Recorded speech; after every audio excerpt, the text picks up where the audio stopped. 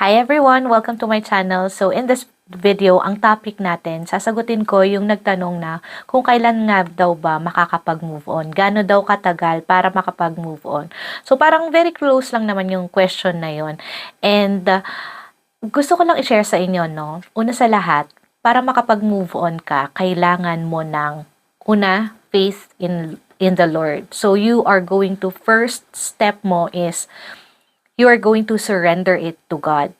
Second step mo is, gagawa ka ng commitment. You are going to make a commitment na, okay, Lord, so surrender ko na ito and I am going to do my part. So that's the second. And the third is yung consistency. Kailangan consistent ka. Lalabanan mo lahat ng mga relapses because there are a lot of relapses. Siguro, nagwa-wonder kayo, ang tanong lang naman is gaano katagal?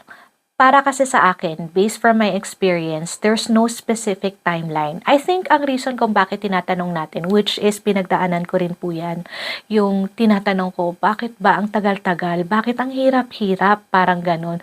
Gusto kong malaman kung kailan ba ito matatapos para may something akong nilulook forward. For example, kung ang isasagot ko sa inyo ay 1 year, naka 2 months ka na. So, may hope ka na, okay, 3 months na lang or 2 months na lang, 7 months na lang, 12 months na lang, mga ganon. Parang feeling mo, nagbibigay yun sa'yo ng hope. Pero actually, hindi siya nakakapagbigay ng hope. Lalo lang siyang nakaka-pressure sa'yo na kapag ka inisip mo yung timeline na yon at hindi mo na-achieve yung timeline na yan, lalo kang ma-frustrate, diba? Or, lalo kang ma-pressure pag palapit na ka na dun sa timeline na inaantay mo dahil yun nga ang pagkakaalam mo na kung gaano katagal para mag-heal, edi nawala ka sa focus nung significant na dapat mong gawin. Mas ang iniisip mo na ay yung oras na tumatakbo at nasa isip mo na, naku, paano ba to? Hindi pa ako rin nakakapag-move on. Parang ganun pa rin yung feeling ko, ganyan. That is the reason why sinishare ko sa inyo yung journey ko where, ano ang mas nakabuti sa akin? Ano ang mas nakatulong sa journey ko? Papaano ako mas nakapag-move on? So it's not supposed to be the question of when or how long. It's supposed to be how. So yun na nga, doon pumapasok yung una, you have to surrender it to the Lord.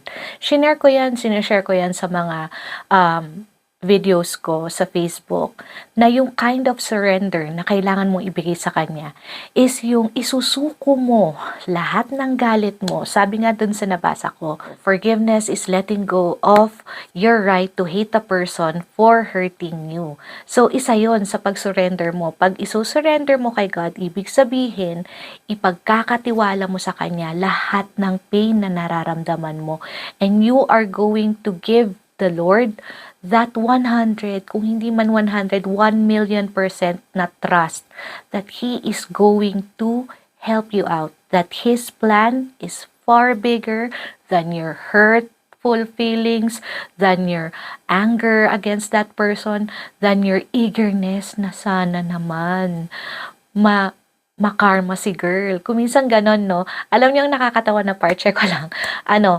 Out of the topic ng tong topic natin ito, pero share ko lang, isa sa mga nakakatawa sa akin noon na napaka-unfair, na nagsho-show talaga na, ay nako, mahal ko talaga yung asawa ko, was that, mas grabe yung galit ko dun sa girl, mas gusto ko siyang makarma kesa dun sa asawa ko. Okay, sige, balik na tayo. Next is yung commitment. So when you give that surrender to the Lord, you have to make sure that you're going to make that commitment that no matter what, you are going to do whatever it takes para matulungan mo yung sarili mo na makapag-move on. Hindi po pwede na idasal mo lang yan kay Lord. Kailangan trabahuin mo din yan. Dahil para sa'yo yan dasal mo yan. So you have to make sure that you are going to also do whatever it takes. Oo nga, sabi nila, the Lord, bahala na si Lord. No, hindi po pwede. Naidasal mo kay Lord na tulungan kanyang magkaroon ng peace of mind, tulungan kanyang makapag-move on, tulungan kanyang tumigil sa kaiiyak. Pero ikaw, while you're praying those things, on the side, nagsustalk ka dun sa other woman, ni-screenshot mo pa rin yung mga conversations, paulit-ulit mo pa rin binabasa yung mga ni-screenshot mo, nanonood ka ng mga triggering movies na ako nun. To, guys, sorry ha, ang dami kong nakukwentong iba. Ako nun, ang uso na movie nung panahon na yon was Halik, guys. About kabit-kabit yun. At ako, may feeling ako of satisfaction kapag naaapi yung kabit doon. And akala ko nasa-satisfy ako doon, akala ko napapasaya ako doon, pero hindi pala, tinitrigger niya lahat ng galit sa laman-laman loob ko, ganyan. Lalong kumukulo yung dugo ko doon sa other woman, lalo kong nai-imagine yung mga pinaggagawa ng asawa ko. Eh di syempre, nagsa-self-pity ako. So, that's where commitment comes in. You are going to commit na tutulungan mo din yung sarili mo. And the last part is yung consistency. Along with your commitment is your commitment to continue to fight all those reminders. Kasi, yes, you can forgive. But, honestly, para sa akin ha, sorry if I'm wrong or whatsoever. In my own opinion, in my own humble opinion and based from my experience, yes, you can give that genuine forgiveness. But you cannot forget what happened. Hindi mo siya makakalimutan because there are a lot of constant reminders. Like, biglang may susulpot na magte-trending na video about sa other woman, biglang may susulpot na bagong movie about sa other woman, biglang may kaibigan kang magkukwento sa'yo na niloko siya ng boyfriend niya. Alam mo yon, all those are triggers yung mga bagay na yon.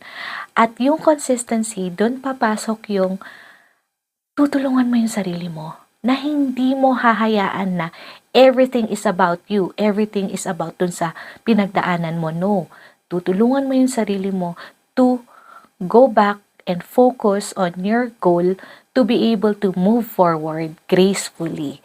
So, guys, I hope na sagot yung question natin kung gaano ba katagal ang pag-move on. Kasi para sa akin, ang pag-move on ay hindi na ma-measure ng ilang taon, ilang buwan. Depende yun sa'yo. You can start moving on when you are able to give yourself that courage to make that first brave step forward and away dun sa pain na nararamdaman mo. Pag nandun ka na sa point na ready ka nang isurrender kay God and there's no more turning back, dun magsisimula ang journey mo to have a graceful moving on journey. I hope nakatulong itong conversation natin na ito, guys. And I will continue to find time na magkaroon tayo ng mga ganitong conversations. Dito natin sa YouTube yon gagawin dahil sa Facebook masyado silang strict dito sa na to.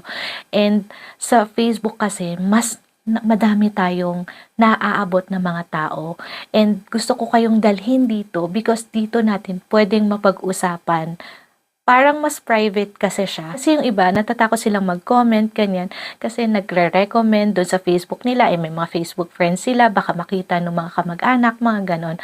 Unlike dito sa YouTube na wala tayong mga YouTube friends, mga ganyan. Wala naman siguro mga YouTube channels yung mga kamag-anak natin, di ba? Or meron man siguro pero isa, dalawa, mga ganon lang. Diba? I would really appreciate it if mag-subscribe kayo dito sa channel natin, i-share ninyo itong video na ito, and also mag-comment kayo or mag-like kayo dito sa channel natin para mas maka-reach out pa siya sa ibang mga nangangailangan ng mga ganitong videos.